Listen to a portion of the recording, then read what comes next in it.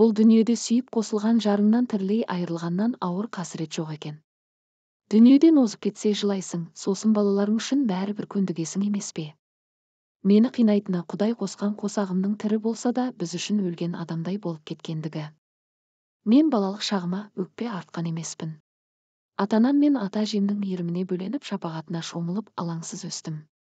Кластастарымның алды болдым. Алғыр мінезімнің арқасында мектепте өтетін кештердің бел ортасында жүретінмін.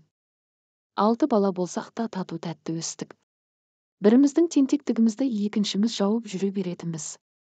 Есейе келе алғашқы махаббатымды да осы ауылдан таптым. Сағат әскерден келген жігіт еді. Сөзге жоқ бір тоға болғанымен ниеті адал, жүрегі таза жан екені бірден байқалды. Көп ұзамай екеуміз қосылдық. Жақсы тұрдық. 2 ұлды дүниеге әкелдім. Ата-енемді көздері жұмылғанша күтіп фатихасын алдым. Күйеуімнің қарындастарын ұзатып, інілерін үйлендірдік. Бір сөзбен айтқанда, ел жұртқа сыйлы, ағайын туыстың арасында үлгі боларлықтай жанұяға айналып келе жатқандай едік. Біз шын бақытты едік. Амал не? Бәленің бәрі біздің қалаға көшіп келуімізден басталды. Күндердің күнде күйеуім тастап кетіп, оны осынша зарығып күтемін деген ойыш ұйықтасам түсіме кірген емес еді. Ол кезде ұлымның алды 5-ші класта оқитын, кішісі 6 жаста ғана. Ауылдағы жастардың дені қалаға көшіп жатқанын көрген күйеуім өсіріп отырған малымыз бен үйімізді сатып қалаға көшуге бел буды. Шынын айту керек, бір қора малдың сатқандағы құны әбден тозығы жеткен жатақханадан бір бөлме алуға ғана жетті. Ішім удай ашығанмен амалсыз көндім. Еш жоспарсыз келген соң шаһардың қым-қуыт тірлігіне бірден ілесе алмадық. Сағат жұмыс іздеуге таңмен таласа кеткеннен кешке бір оралады.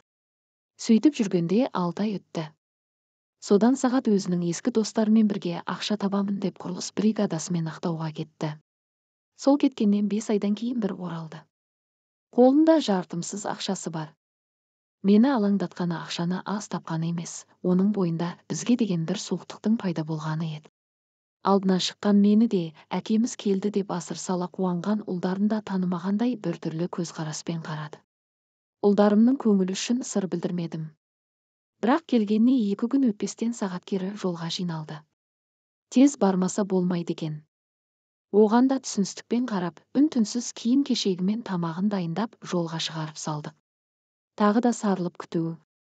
Тіпті пәтерге коммуналдық ақы төлеу мен тамақ табудың өзі қиынға соға бастады. Әйтеуір ара-тұра әкем келіп жинаған зейнетақысын беріп қарайласып тұрды. Қыраулы қыста кеткен сағат енді жазда бірақ келді. Сондағы тартқан азабымды сөзбен айтып жеткізе алмаспын. Жаныма батқаны сол, бұл жолы ол үйге де кірмеді. Есік алдынан 150 мың теңгені санап беріп, тым асығыс екенін айтып кеткенше асықты. Неге үйіңе кірмейсің, жылдап өзіңді көрмейтін болдық, балалар да әбден сағынып құса болуға айналды деген сөздерімді құлағына да ілмеді. Бұрынғы менің сағатым емес, мүлде бөтен, жат адам секілді.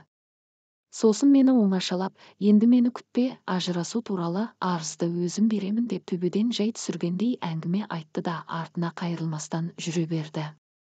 Әлдебіреулер секілді ең болмаса ұрысып керісіп, белгілі бір себептермен ажырассақ бір сәрі ғой.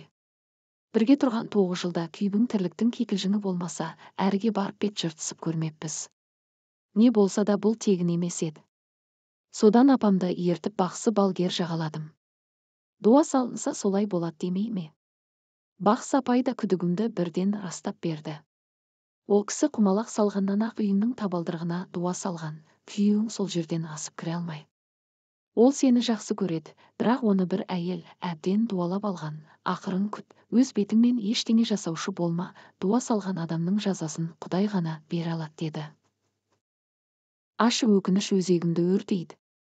Бірақ ол қайтып оралатындай ертеңгі күннен де үмітімді үзгім келмейді. Осы оймен бұрын тұрған жатақхананың бір бөлмесін сатып, ата-анамның қолына келдім. Дүкенге сатушы болып орналастым. Жалақым да жаман емес. Тек сағатым отбасына қайтып келсе екен.